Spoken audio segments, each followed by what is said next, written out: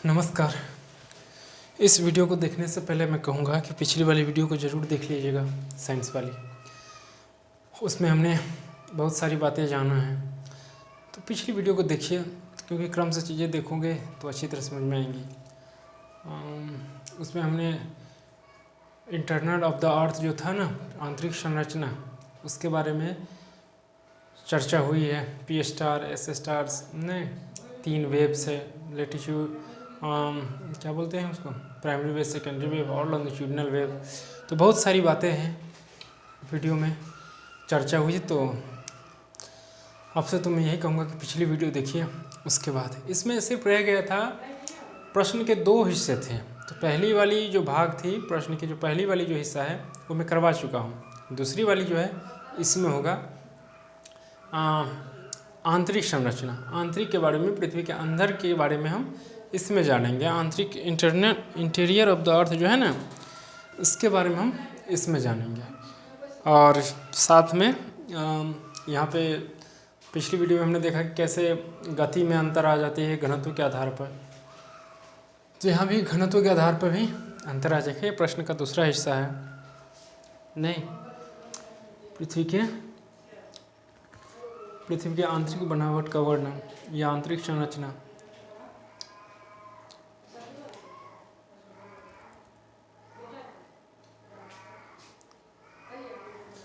यहाँ पे मैं मोटा मोटी बनाया हूँ। पृथ्वी के, आप देख रहे हो कि पृथ्वी के 3 जगहों पर अलग अलग अंतर आते हैं, क्योंकि घनत्व में अंतर आते हैं। घनत्व में अंतर आएगा भाई, डेंसिटी में अंतर आएगा, तो क्या होगा, उसमें भी अंतर आएगा। घनत्व, डेंसिटी। चलिए, घनत्व क्या होता है? किसी पदार्थ के एक आयतन में जो द्रव की जो मात्रा होती है ना, वो उसका घनत्व हो जाता है। नहीं, किसी पदार्थ के एक आयतन में द्रव की जो मात्रा होती है, 1 मिनट, वो उसका घनत्व हो जाता है। ठीक, कुछ नहीं है, छोटी सी वीडियो रहेगी, आराम से आप समझ जाओगे। अर्थ इंटीरियर यानी कि आंतरिक भाग, पिछली वाली वीडियो को देखते हुए इसको समझोगे, अच्छी तरह समझ में, दिमाग में आ जाएगी पूरी अच्छी तरह से। कुछ नहीं करना है, यहाँ से क्वेश्चन एग्जाम में बनते हैं, हर एग्जाम में, नेट से टेट जो भी हो, व्हाटएवर, सब में यहाँ से क्वेश्चंस भर भर के पूछे जाते हैं। आपको याद ये रखनी है कि गहराई किसकी कितनी है, कौन से डिसकंटिन्यूटी जोन यानी कि असंबद्धता क्षेत्र, नहीं तो कौन से डिसकंटिन्यूटी जोन जो है किसके बाद आता है, असंबद्धता, असातत्य क्षेत्र उसको बोलते हैं हिंदी में, वो किसके बाद कौन आता है, ये याद रखनी है। चलिए, और घनत्व, घनत्व नहीं पूछा गया अभी तक, लेकिन क्या पता पूछते हैं। चलिए, बाकी पिछली वीडियो में देखिएगा। देखिए, यहाँ पे हमने एक चित्र बनाया है अर्थ के इंटीरियर। ये त्रिज्या एक हमने ली है। किसी भी चीज़ को जानना हो तो पूरे थोड़ी हम अर्थ के इंटरनल पार्ट को अगर जानना हो तो थोड़ी खोद के पूरा करेंगे। जैसे अरे तरबूज लेने जाते हैं ना हम बाजार, तो पता कैसे करते हैं कि कच्चा है या पका है, तो उसको क्या करते हैं, चाकू से एक त्रिज्या उसमें जो होती है छोटी भाग, उसको निकाल लेते हैं, उससे पता चल जाता है कि इसकी स्थिति कैसी है। तो उसी तरह से हमने एक, ये इसको समझिए गोल है, ये जो है ना ये गोल है, यहाँ तक ये समझिए कि गोल है। आप कल्पना कीजिए, और इधर से भी गोल आ जाएगा तो पूरा गोल हो जाएगा 360 डिग्री। समझिए ये हाफ है, नहीं एक छोटा सा भाग है अर्थ का, इसको ऐसे लीजिएगा, समझ गए? ठीक है,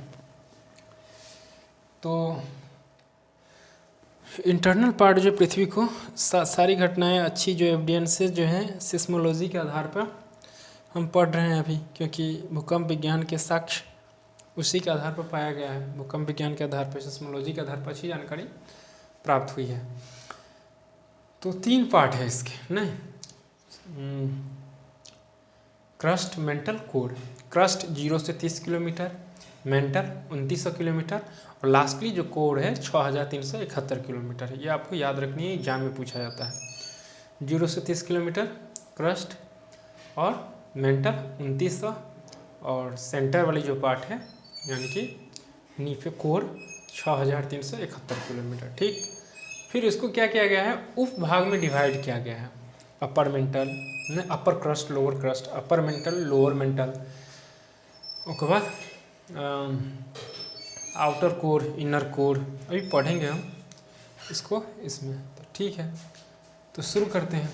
ठीक, देखिए ये हमने लिया, यहाँ पे ये क्रस्ट है, सियाल नहीं, 0 से 30 किलोमीटर तक ये क्रस्ट है नहीं, 30 से 2900 किलोमीटर तक क्या है, मेंटल है, और 2900 से 6371 किलोमीटर तक कोर है। आपको दिखाई नहीं देती होगी, हालांकि देती होगी, लेकिन अगर नहीं दिखाई दे रही है या थोड़ी बहुत दिखाई दे रही है या जैसे भी हो, तो जो मैं बोल रहा हूँ उसको सुनकर आप अपना खुद का नोट तैयार कीजिए। नोट्स या यकीनन मानिए कि नोट्स अगर आप अच्छी तरह से तैयार कर लेते हो तो आप बेस्ट हो। तो ये रहा, इसको बांट दिया है, upper crust, lower crust, upper mantle, lower mantle नहीं, lower mantle, outer core, inner core, lastly inner core और सेंटर। इसमें कुछ नहीं करना है। आप देख रहे हैं क्रस्ट वाली जो भाग है, अपर क्रस्ट और लोअर क्रस्ट, ये क्रस्ट वाली जो भाग 0 से 30 किलोमीटर, यही लिथोस्फीयर स्थलमंडल में आ जाता है।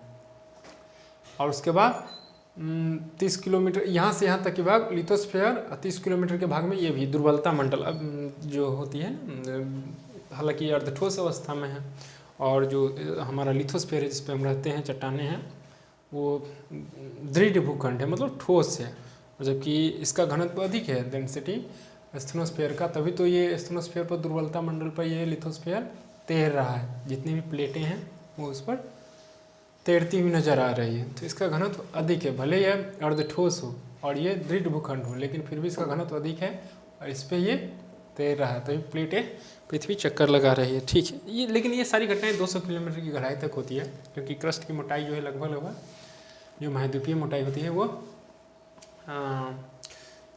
प्लेट टेक्टोनिक थ्योरी वाली जो है वो वीडियो जाकर देखिए, मैं उसमें अच्छी तरह से इसको बताया हूँ। ठीक है, कवर करवाया हूँ। देखिए क्या होता है कि महाद्वीपीय क्रस्ट की जो मोटाई,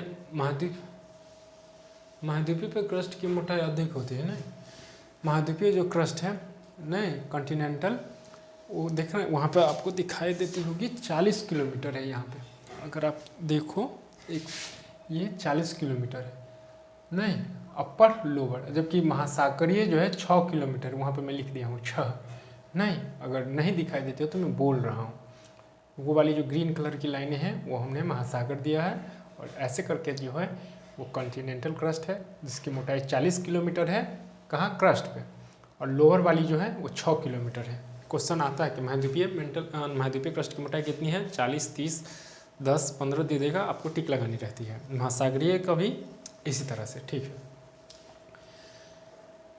तो याद तो करनी है ऐसे, अपर क्रस्ट, लोअर क्रस्ट, 0 से 30 किलोमीटर, लिथोस्फीयर एस्थनोस्फीयर दोनों आ जाता है इसमें। ठीक, लोअर क्रस्ट अपर मेंटल नहीं, लोअर क्रस्ट अपर मेंटल, तो अपर मेंटल और lower crust, lower crust upper mental की जो गहराई है 700 किलोमीटर है, और उसके बाद लोअर मेंटल और आउटर कोर जो है 700 से 2900 किलोमीटर, और आउटर कोर जिसे निफे कहते हैं, और इनर कोर 5100, और इनर कोर और सेंटर की जो गहराई है वो 6371 किलोमीटर। ठीक है, एक बार और रिपीट कर दूं, अपर क्रस्ट, लोअर क्रस्ट 0 से 30 किलोमीटर, क्रस्ट की गहराई 0 से 30 किलोमीटर है, जिसमें अपर क्रस्ट, लोअर क्रस्ट 0 से 30 किलोमीटर, लोअर क्रस्ट, अपर क्रस्ट 700 किलोमीटर, अपर क्रस्ट, लोअर मेंटल,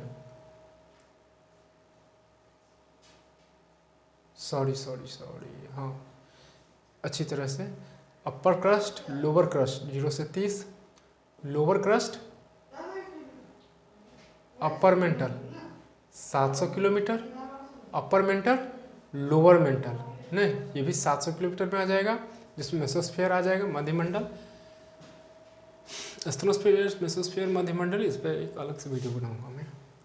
उसके बाद lower mantle, outer core, lower mantle, outer core 2900 kilometre, और outer core, inner core 5100, inner core और आउटर कोर 6371 किलोमीटर। ठीक है, इनर कोर और centre, inner core और centre, ठीक है 6371 किलोमीटर। अगर मिस हो जाए तो अपना माइंड लगाइएगा, ठीक है। अपर क्रस्ट, लोअर क्रस्ट 0 से 30 kilometre, lower crust upper mental की गहराई जो है 700 किलोमीटर, अपर मेंटल लोअर ठीक है लोअर मेंटल और आउटर कोर 2900 और outer core inner core 5100, inner core और सेंटर 6371 किलोमीटर, ठीक। ये तो पूछा, जहाँ तक मैं 2 बार 3 बार बैठा हूँ नेट के एग्जाम में, उसमें यहाँ ये क्वेश्चन आया है कि जो है क्रस्ट जो वाली भाग है उसे कौन सा जोन कहते हैं, डिसकंटिन्यूटी जोन। 0 से 30 किलोमीटर वाली जो भाग है क्रस्ट की, वो कौन सा जोन में आता है, उसे क्या कहते हैं। 4 ऑप्शन रहेगा, कोनराड, मोह, रेप्टी, गुटेनबर्ग, लेहमैन। आपको ऑप्शन टिक लगाना रहेगा क्रस्ट वाली पर, किस पे, कोनराड पे। तो क्या है कि हर चीज़ में एक परत है, यहाँ तक घनत्व ठीक है, सब जैसे घनत्व में अंदर आएगा ही ना, घनत्व में अंतर आएगा तो ये अलग अलग हो जाएगा, अलग अलग धीरे धीरे पतला कोण में जाएगा। तो घनत्व के आधार पर जहाँ जहाँ अंतर आएगा ही, क्योंकि पृथ्वी का हर जगह एक जैसी घनत्व नहीं है, तो इसीलिए इसे अलग अलग कर दिया गया है पार्ट में। तो आपको याद रखना है कि क्रस्ट जो है, अपर क्रस्ट और लोअर क्रस्ट के जो बीच वाली भाग है उसको क्या कहते हैं, कोनराड डिसकंटिन्यूटी जोन। अगर दिखाई नहीं देती हो तो मैं यहाँ पे बोल रहा हूँ, कोनराड डिसकंटिन्यूटी जोन। उसके बाद अपर क्रस्ट, लोअर क्रस्ट और अपर मेंटल के बीच वाली जो भाग है उसे हम मोहो डिसकंटिन्यूटी जोन कहते हैं। उसके बाद जिसमें सीमा का भाग होता है, यहाँ पर मैं लिख दिया हूँ, क्रस्ट, अपर क्रस्ट, लोअर क्रस्ट, फिर लोअर क्रस्ट, अपर मेंटल और लोअर मेंटल के बीच वाली भाग को सीमा, लोअर मेंटल, आउटर कोर और इनर कोर के बीच वाली भाग जो है इसे नीफ है। इसको याद रखना, हालांकि नहीं पूछा जाता है, फिर भी समझने के लिए। और आउटर कोर, इनर कोर और सेंटर वाली भाग को कोर कहते हैं, ठीक। ये पूछा जाता है। उसके बाद रेप्टी डिसकंटिन्यूटी जोन, नहीं, अपर मेंटल और लोअर मेंटल के बीच वाली भाग को रेप्टी डिसकंटिन्यूटी जोन। उसके बाद आउटर कोर और इनर कोर के बीच वाली जो भाग है उसे लोअर मेंटल और आउटर कोर के बीच वाले भाग को गुटेनबर्ग, और उसके बाद नीफे और इनर कोर को लेहमन। एक बार और समझ लेते हैं, आउटर कोर और inner core, Conrad discontinuity zone. Outer core और इनर कोर के बीच वाली जो परत होती है उसे कोनराड डिसकंटिन्यूटी जोन कहते हैं। फिर लोअर और अपर मेंटल के बीच वाली भाग को मोहो डिसकंटिन्यूटी जोन कहते हैं। फिर अपर मेंटल और लोअर मेंटल के बीच वाली भाग को रेप्टी कहते हैं। और फिर आउटर कोर और इनर कोर के बीच वाले भाग को गुटेनबर्ग डिसकंटिन्यूटी जोन कहते हैं। और फिर इनर कोर एंड सेंटर वाली जो भाग है उसे हम लेहमैन डिसकंटिन्यूटी जोन कहते हैं, लास्ट वाली को। अब बुक में भी दीजिएगा, लेकिन बुक में नहीं है ये समेंदर नहीं, ये मैं जब नेट की तैयारी कर रहा था तो यहाँ पे पढ़ा था, जो गुरुजी हमारे पढ़ाए थे वहाँ से मैं ये लिया हूँ। बाकी जगह हर किताब में अलग अलग है, कंफ्यूज हो रहा है, बड़ा ही कंफ्यूज। तो ये अच्छी तरह से है तो मैं इसको आपको दे दिया हूँ, बाकी आप जहाँ से भी समझ लो बेहतर है, समझने की बात है। उसके बाद है ये अच्छा, घनत्व तो भी पूछ देता है, हालांकि ये नहीं पूछा गया, फिर भी जो ऊपर वाली घनत्व तो पूछ देगा। आपका क्रस्ट का घनत्व तो 2.90 से 3.0 तक है। उसके बाद अपर मेंटल और लोअर मेंटल के बीच वाली जो घनत्व है 4.3 है। फिर लोअर मेंटल और आउटर कोर वाली जो भाग है ना 5.5 या 10.00 है इसका घनत्व। इनर कोर की जो वाली भाग आउटर कोर और इनर कोर के बीच वाली जो भाग है ना उसका 12.3 या 13.3। लास्ट वाली पूछेगा सेंटर, यही पूछेगा तो यही पूछेगा। सेंटर वाली जो पार्ट है उसका घनत्व 13.6 यानी कि 13.6। और यह भी पूछेगा कि इसकी गहराई कितनी है, तो 6371 किलोमीटर मेंटल की गहराई है। सबसे लास्टली 6300 यानी कि 6300 किलोमीटर, 6000 यानी कि 6000 अगर आप कल्पना करो 371 किलोमीटर गहराई मेंटल है। वहाँ पे गर्मी कितनी होगी, प्रेशर महासागर में महासागरों की औसत गहराई कितनी है? मेरियाना ट्रेंच नहीं, पैसिफिक ओशन में फिलीपाइंस के समीप में है, फिलीपाइंस के समीप में है 11 पॉइंट समथिंग है, 02 करके है, यानी कि 11 किलोमीटर सबसे अधिक गहराई जो है पैसिफिक पश्चिमी प्रशांत महासागर में मेरियाना ट्रेंच की है नहीं, जो फिलीपाइंस के नज़दीक में है, 11 किलोमीटर है। जबकि उतना अंदर उस महासागर में अगर हम 5 से 7 किलोमीटर की गहराई, 11 की तो बात हटाइए, 5 से 7 किलोमीटर की गहराई में जाते हैं तो माथा फटने लगता है प्रेशर से नहीं। छोटी बहुत तालाब में भी अगर आप नहाते हो गांव घर की, तो आप अगर जिसको बोलते हैं ना डुब्बी लगाते हैं ऐसे करके गोता, तो जैसे जैसे अंदर जाओगे माथा भारी होने लगता है वही घनत्व के कारण। तो इतनी अंदर में आप समझ सकते हो कि स्थिति कैसी रहती होगी नहीं। बाकी आप पिछली वीडियो में पढ़ चुके हैं, फिर भी एक बार रिवीजन के लिए।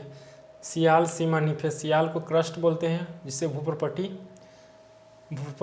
नहीं, सियाल को हिंदी में भूपरपट्टी बोलते हैं। सीमा मेंटल, यहीं से वोल्केनो सब आता है नहीं, प्रवार हिंदी में बोलते हैं उसे।